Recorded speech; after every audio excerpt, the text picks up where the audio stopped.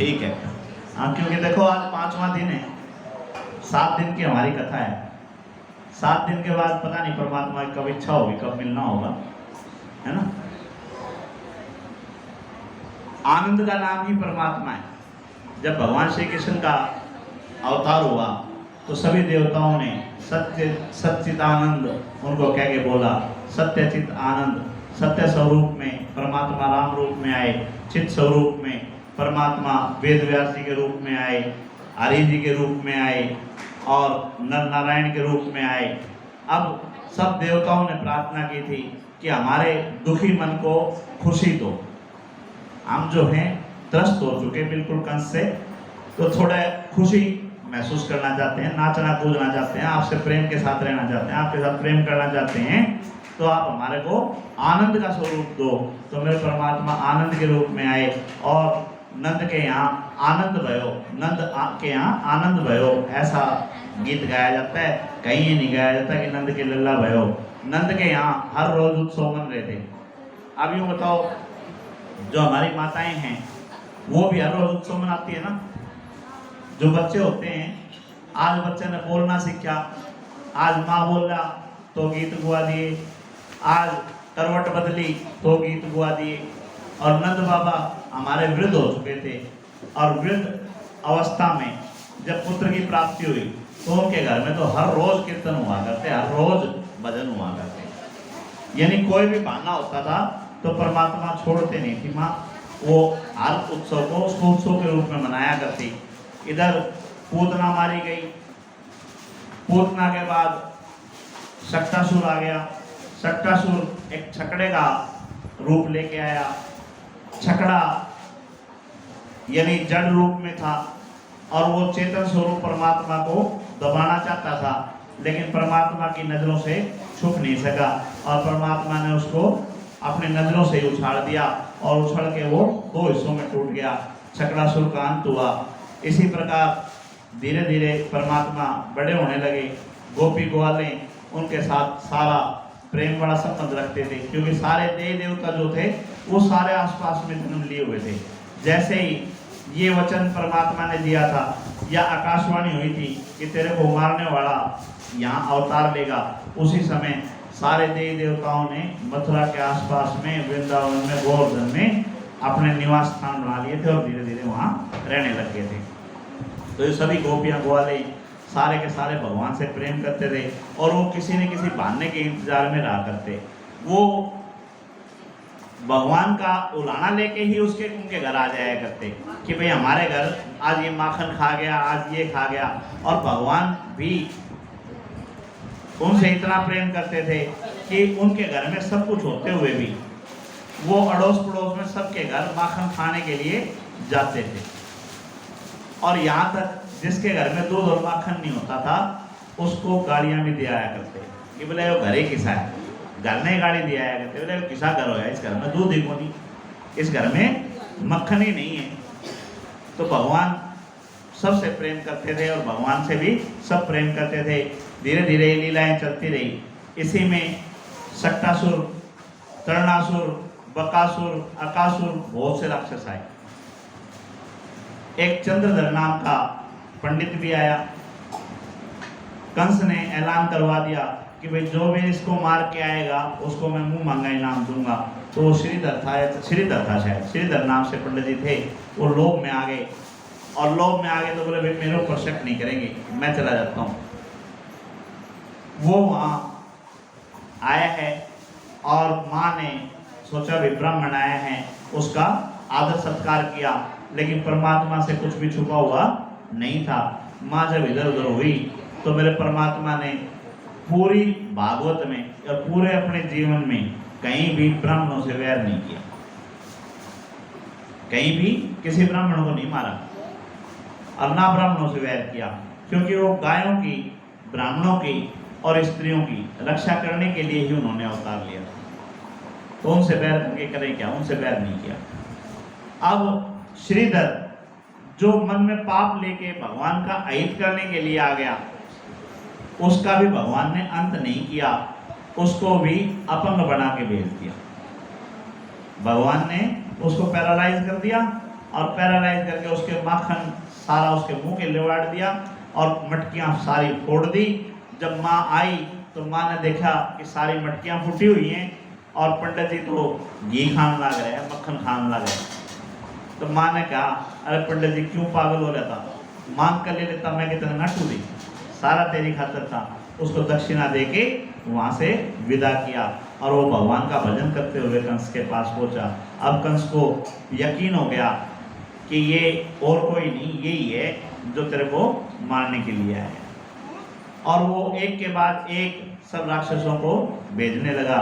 इधर वासुदेव जी ने अपने कुल पुरोहित गर्गाचार्य जी को गोकुल में भेजा कि आप जाओ और मेरे पुत्र का नामकरण करके आओ। रोहिणी के घर गर्गाचार्य जी नामकरण के लिए आए। बलराम जी का नामकरण हुआ कि भाई ये बलों का धाम है, इसलिए इनको बलराम कहा जाएगा और ये भविष्य में बहुत सी चीज़ों को अपनी तरफ खींचेंगे। इनका नाम संकर्षण भी होगा और समय समय पे इनके और भी बहुत नाम होंगे। वहीं यशोदा मैया पहुंची है। यशोदा मैया ने कहा कि महाराज बालक हमारे भी है, उसका भी नामकरण करके आओ। अब गर्गाचार्य जी यशोदा के घर गए हैं और भगवान श्री कृष्ण का नाम रखने लगे तो उन्होंने उनका नाम वासुदेव रख दिया। अब माँ भड़क उठी, बोली पुत्र यो नंद का, अब तो नाम रखा है यशोदा के नाम वासुदेव, तेरी बुद्धि खराब हो गई के? उनका पुरोहित है तो क्या मेरे बालक का नाम भी उससे पे रखेगा? इसका नाम ठीक रख। तब उन्होंने कहा कि माई आप गलत समझ रहे हो, मैंने वासुदेव नाम इनका इसलिए रखा है, ये सबके हृदय में वास करने वाले होंगे, हर जगह वास करने वाले होंगे, इसलिए इनका नाम वासुदेव रखा है। इनके गुबराले बालों को देख के इनका नाम कृष्ण भी होगा और समय समय पे इनके अलग अलग नाम होंगे। जब ये गाय चराएंगे तो इनका नाम गोपाल होगा, जब ये रण छोड़ के भागेंगे तो इनका नाम रणछोड़ होगा, जब ये हाथी की रक्षा करने के लिए आएंगे तो इनका नाम हरि होगा, जब ये मूर दैत्य का अंत करेंगे इनका नाम मुरारी होगा। यानी जब जब ये लीलाएं करेंगे, जब ये चक्र धारण करेंगे तो चक्रधारी बनेंगे, जब ये बंसुरी बजाएंगे तो बंसुरी वाले बनेंगे। तो इनके असंख्य नाम होंगे, इतने नाम होंगे तो नाम गिनते गिनते थक जाएगी, नामा की चिंता ना कर। इस प्रकार बच्चे का नामकरण हुआ और समय धीरे धीरे व्यतीत होने लगा। 5 साल के मेरे परमात्मा हुए। उस समय नंद बाबा ने और यशोदा ने मन बना लिया कि हर रोज कोई ना कोई राक्षस आया खड़ा रहे, रोज मेरे बेटे के ऊपर कोई ना कोई विपदा रहे, तो हम इस स्थान को ही छोड़ देंगे। गोकुल छोड़ने का मन बनाया। उसी समय सारे गोकुल निवासियों ने भगवान के साथ ही गोकुल को छोड़ दिया और कहाँ चले गए? वृंदावन में चले गए। जो वन था वृंदा, तुलसी मैया का नाम है, जहाँ तुलसी के बड़े बड़े पौधे खड़े थे, उस जगह का नाम वृंदावन था। उस वृंदावन के अंदर परमात्मा जाके रहे 5 साल के उम्र में। 5 साल के बाद वहाँ लीलाएं शुरू हुई। ये भी भगवान का प्रेम दिखाते हैं। देखो कौन किसके लिए घर छोड़ के जाता है? आज अगर भाई चला जाए दूसरी जगह तो उसके भाई कौन जा। और यहाँ भगवान कृष्ण का जब गोकुल छोड़ के गए तो पूरा का पूरा गांव खाली हो गया, सारा का सारे सब जो हैं वृंदावन में निकल गए। वहीं बहुत सी लीलाएं और भी हुई। क्या क्या लीलाएं हुई? एक लीला गोवर्धन की हुई थी, जो आप कल करेंगे। गोवर्धन की पूजा कल करेंगे, आप याद करवाएं हैं जी? कल करवानी है, आज करवानी गोवर्धन की पूजा? बताओ। चलो कल बच्चों के साथ में उत्सव मनाएंगे हर चीज़ का। कल गोवर्धन पूजा भी करेंगे। और एक और लीला जो भगवान की फेमस थी, वो कौन सी थी? गोवर्धन पर्वत तो बता दी, और बताओ। रासलीला। रासलीला क्या थी? कामदेव भगवान से मिले जब भगवान 5 वर्ष के थे। और कामदेव ने भगवान से कहा कि भगवान, मैं आपके साथ में प्रतिस्पर्धा करना चाहता हूँ। प्रतिस्पर्धा मतलब कंपटीशन। ये हमारे बालक जो हैं पढ़ने वाले, इनके दोस्त इनके साथ कंपटीशन करेंगे तो क्या का कंपटीशन करेंगे बेटा? एक क्लास में कौन फर्स्ट होगा? और पहलवान का कंपटीशन होगा तो के कंपटीशन करेंगे। और खेत में अगर फसल काटने का कंपटीशन होगा तो क्या कंपटीशन होगा? है जी? कौन पहले घास काटेगा, कौन उठा के जाओगा। तो यानी सबका कंपटीशन अलग अलग होता है। अब कामदेव का क्या कंपटीशन था? कामदेव के पास ऐसे 5 बाण ब्रह्मा जी के दिए हुए थे जो जिसके ऊपर चला दे वो मोहित हो जाए, वो उसके वश में हो जाए। तो कामदेव प्रतिस्पर्धा करे तो किस चीज की करे? इसी चीज की प्रतिस्पर्धा करे कि मैं जिसके ऊपर ये बाण चला दूं वो मेरा हो जाता है, वो मेरे अधीन हो जाता है, मेरी बातें मानता है। और मैं आपके ऊपर ये बाण चलाना चाहता हूं। भगवान श्री कृष्ण बोले फिर चला ले, मरने के रोक क्या है जी? पूछना कि इसमें कर ले अपनी। बोला नहीं, एक समस्या मेरे बीच में आ रही थी। बता, बोलो क्या समस्या आ रही थी? समस्या ये आई, जब आप त्रेता युग में आए भगवान राम बन के, तो आपने प्रण ले लिया कि मैं तो जती रहूंगा, अपनी पत्नी के सिवाय किसी की तरफ देखूंगा ही नहीं। तो जिस आदमी ने प्रतिज्ञा कर ली या जिस औरत ने प्रतिज्ञा कर ली कि भाई मैं अपने पति के अलावा किसी को देखूंगी नहीं, किसी की छाया में जाऊंगी नहीं, तो बताओ उसका कामदेव क्या करेगा? भाई जो अपने प्रण का पक्का होगा और अपना प्रण ले लिया, उसका कामदेव क्या करेगा? तो बोला मैं उस समय आपका कुछ नहीं बिगाड़ सका। बोला ठीक है। बोला आपको अपना नर नारायण वाला अवतार तो याद होगा? बोला हाँ याद है। बोला क्या हुआ था नर नारायण में? क्या हुआ था? आपने 16,050 अप्सराएं बना के इंद्र को दी थी, जो इंद्र ने मना कर दी थी। बोला हाँ करी थी। तो बोला आपने वचन दिया था कि द्वापर युग में उन सब के साथ शादी करूंगा। तो अब की बार तो 16,050 तो पक्की हैं, और भी हो सके हैं कुछ।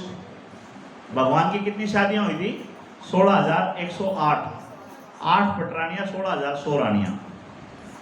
तो बोले अब की बार तो आप जती नहीं हो। भाई राम के टाइम में तो एक के थी, ये तो 16,108 है। एक की बार तो मैं जो चाहूंगा वो होगा। भाई जब चाहूंगा, जब आपने मोहित कर लूंगा। तो बोला कर ले, फिर हमको मना कर रहे हैं भाई कर ले। तो बोला जी वैसा वातावरण भी मेरे को दो। वातावरण का मतलब एक आदमी घास का काटने लग रहा है बड़ी गर्मी के अंदर, उसने बताओ काम वासना क्या करेगी उसका? वहां काम वासना तो उसने भावोगे जिसके दौर काम नहीं हो, खाली बैठे हो, मधुर मधुर संगीत बजता हो, सारे तरह के खान पीने की व्यवस्था हो, चौबों हरियाली हो, खुशहाली हो, वहां पे तो आदमी भोग विलासता की तरफ जाएगा। तो वैसा ही वातावरण मेरे को करके दो, फिर मैं आपके साथ प्रतिस्पर्धा करना चाहता हूँ। भगवान श्री कृष्ण बोले ठीक है। शरद पूर्णिमा की रात्रि, पूरा चांद होगा, ठंडी हवा चल रही होंगी, और उस समय मैं जितने भी हमारे गोपी गोवाली हैं इन सारियां ने बुला लूंगा, और फिर तो तेरे 5 बाण छोड़ के देख लियो, फिर तो तेरी प्रतिस्पर्धा कर लियो। ये कामदेव को उन्होंने वचन दिया। कल शरद पूर्णिमा की रात मनाएंगे और भगवान रास रखेंगे, ठीक है? और क्या कथाएं थी भगवान की बताओ, याद करो भगवान की और कौन सी कथा थी जो आपको याद आती हो? ब्रह्मा जी, उनको भी भ्रम हो गया। भ्रम क्या होता है?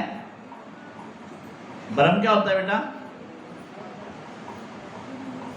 भ्रम होता है कि आंखों से जो चीज दिखाई दे रही है ये सत्य नहीं है। ये जब मन में आ जाता है तो वो भ्रम हो जाता है। उन्होंने देखा कि मेरे परमात्मा बच्चों के साथ गाय चराने के लिए जाते हैं, पैरों में चप्पल भी नहीं है, माँ पीछे से आवाज देती, बेटा चप्पल तो पहन ले। तो भगवान कहते, माँ मेरी गाय ने पहन रखी है, जब मेरी माँ ये मेरी गाय नंगे पैर घूमने लग रही हैं तो बता मैं किस तरह चप्पल पहनूं। ये गायों के प्रति भगवान का प्रेम था। अब पता नहीं अपने गांव से जाते नहीं जाते, आज से 35-40 साल पहले तो पहाड़ी मैं भी गया हूँ। पहाड़ी जाते थे, क्या क्या होते पहाड़ी हैं? इन्हें नए बच्चे तो को नहीं पता पाओ क्योंकि ये तो भूल भाल गए किसे हैं। हाँ, अपने गांव में जो पशु होते बेटा उनको इकट्ठे कर दिए जाते थे एक जगह पे, फिर कुछ बच्चे एक आध बड़ा वो सारे के सारे उसमें जंगलात में ले जाया करते, वहाँ सारा दिन चरा कर लेकर आया करते, तो उनको पाड़ी बोला करते। और भगवान पाड़ी बने हुए हैं, पूरे गांव की गायों को लेके जंगल में चराने के लिए गए हुए हैं। उनके साथ में पाड़ी के साथ में कौन जाएंगे? उससे के साथ ही जाएंगे पाड़ी के। अब जो चराने के लिए जाते थे वहां उनकी माँ दिन में रोटी बना के दिया करती उन्हें। खेत में जंगला में माँ रोटी दिया करती, वो घर से ही 2 रोटी बांध देती, उसमें अचार बांध देती, उसमें प्याज बांध देती, मिर्च बांध देती, लस्सी की बोतल टांग देती। उन्होंने जाओ भाई हम खा पी लियो ना, दिन में भूख लागे तो खा पी लियो। अब गाय चराते चराते भगवान श्री कृष्ण और उनके साथी सारी अपनी अपनी लस्सी रोटी सारी की सारी खोल लेते। अब स्कूल में भी 5-7 सहेली जब इकट्ठी हो जाए, सारे अपना अपना टिफिन खोल लें, कोई उत्पम बना कर ला रहा हो, कोई उपमा बना कर ला रहा हो, कोई पोहा बना कर ला रहा हो, कोई रोटी बना कर ला रहा हो, तो जिसने जो चीज़ पसंद होगी उसकी चीज़ खोज खोज के खाऊंगी। हैं भाई, करते हो? खोज खोज के खाते हो ना? तो अब वहाँ छीना झपटी चल रही है, वो उसकी उठा के खा रहा है, वो उसकी उठा के खा रहा है, भगवान भी उसमें उससे जैसे हो रहे हैं। अब ब्रह्मा जी ने देखा कि ये तो परमात्मा नहीं हो सकता। जब मैंने आवाज लगाई कि परमात्मा आप कौन हो, मेरे को दर्शन दो, तो मेरे को दर्शन नहीं दिए। मेरे को तो कह दिया कि तू तप कर तप कर तप कर। और इस सृष्टि जब नहीं थी तो भी मैं था, और सृष्टि के कण कण में भी मैं विद्यमान रहूंगा, और जब सृष्टि नहीं रहेगी तो भी मैं ही रहूंगा। मेरे सिवाय सब कुछ नाशवान है। वो परमात्मा जिसने मेरे को दर्शन नहीं दिए, वो परमात्मा इन बच्चों के साथ इनकी लस्सी खोज खोज के पीने लग रहा है, इनकी रोटी खोज खोज के खाने लग रहा है। वो परमात्मा जिसके दर्शन करने के लिए नारद जी गए, और नारद जी ने देखा भगवान भोग लगा रहे हैं, तो भोग लगा रहे तो नारद जी बड़े ध्यान से उनकी तरफ देखने लगे। तो परमात्मा ने पूछा, भूख लग रही तो रोटी खा ले, यूं के देखे आजा रोटी खा ले। तो नारद जी ने कहा, नहीं मेरे को तो प्रसाद दे दो। प्रसाद क्या होता है? भगवान के भोजन में से, भगवान की थाली में से कुछ खाने को मिल जाए, वो प्रसाद। बोला जी भूख नहीं, आप प्रसाद दे दो। भगवान ने एक लड्डू उठा के नारद जी के हाथ पे धर दिया। अब यूं बताओ, पूरी सब्जी तो अपने घर में रोज बने और पतली पतली बनाओ, उसमें आनंद आता है, या भगवान का जो भंडारा होता है उसमें अथेड़ी मान मान मोटी पूरी और सापत के सापत आलू काट काट के रखे हों, आप दे तो छीलते भी कोनी, बिना छिले भी घेर दें हैं। और घर में 36 तरह के मसाले गिरो, उड़े मन माने नमक हल्दी गिर रखियो, मिर्च भी ढंग ना हो, तो मजा उसमें आता है, घर वाले में आवे हैं? उसमें क्यों आता है? क्योंकि वो प्रसाद बन चुका, भगवान का भोजन है। तो उस भोग को, उस प्रसाद को नारद जी लेके जब चल रहे हैं, तो एक फाका उन्हें खाया, और फाका खाते मगन हो गए। मगन होए हुए महादेव से जा टकराए। महादेव ने कहा, क्या बात नारद जी, देख के नहीं चल रहे? बोले महाराज ये प्रसाद में नशा इतना हो रहा था, है जी, ये प्रसाद में नशा इतना हो रहा था कि खाया और को नहीं ध्यान रहे, आप रहे नहीं रहे। तो महादेव ने कहा भाई प्रसाद मेरे को भी दे दे, हमारे को भी प्रसाद दुर्लभ है भगवान का। तो महादेव ने प्रसाद लिया तो महादेव भी झूमते गए, महादेव भी नृत्य करते आए। यानी भगवान के प्रसाद से हर जगह नृत्य हो जाता है। भगवान का प्रसाद हर किसी को नसीब ही नहीं होता। और ये एक दूसरे का खा रहे हैं, खिला रहे हैं, तो ऐसे ही इन्होंने कौन से पुण्य कर्म किए या कौन से भाग्य थे जो ये इनको इतना फल मिला। तो ये हो ना हो, ये परमात्मा तो नहीं है। ब्रह्मा जी के भ्रम हो गया और भ्रम में ही उन्होंने निर्णय कर लिया कि भाई एक काम कर ला, जितने भी ये ग्वाल हैं, जितने भी बछड़े हैं, इन सारा ने उठा लूं। जब ये घर पे नहीं जाओगे तो इनके घर वाले अपना आप पूछ लेंगे कि हमारे बालक हैं कितने, नो बता।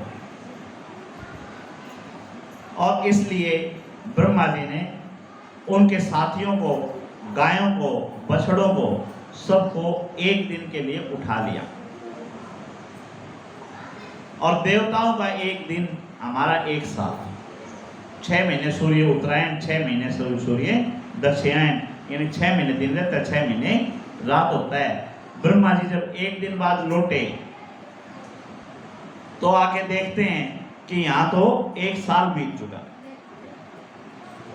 और वृंदावन के अंदर जाके देखते हैं तो जैसे पहले खुशहाली थी उससे दुगनी खुशहाली हो रही है।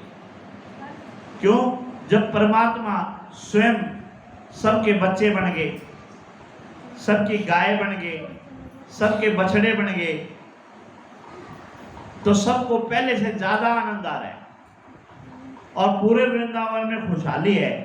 किसी को इस बात का आभास ही नहीं है कि बछड़े, गाय और बच्चे तो चोरी हो चुके।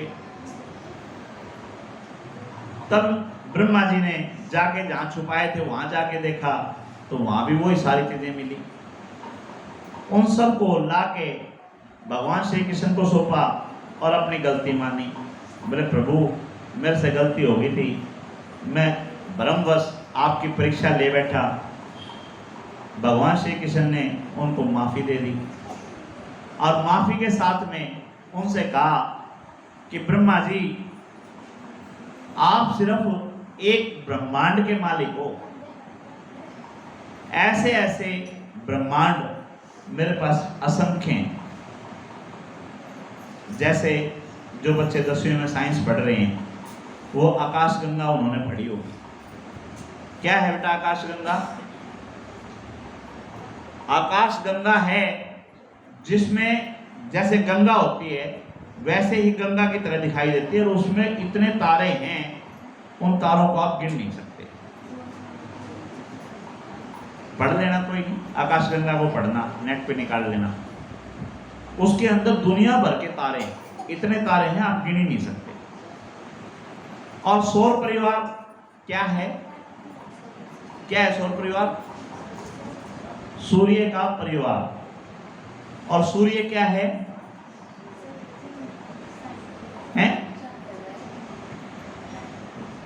सूर्य खुद एक तारा है।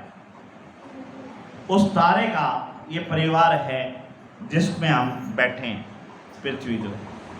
और ऐसे ऐसे हर एक तारे के परिवार हैं। और एक ब्रह्मांड का मालिक ब्रह्मा जी को बना रखा है। बोला ऐसे ऐसे असंख्यों ब्रह्मांड मेरे पास में हैं और उन ब्रह्मांडों के अलग अलग मालिक हैं। यानी यूं समझो गांव का सरपंच अगर मुँह सोचे भाई मेरे तो बड़ा कि मैं नहीं, तो इसे गांव भिवानी में कितने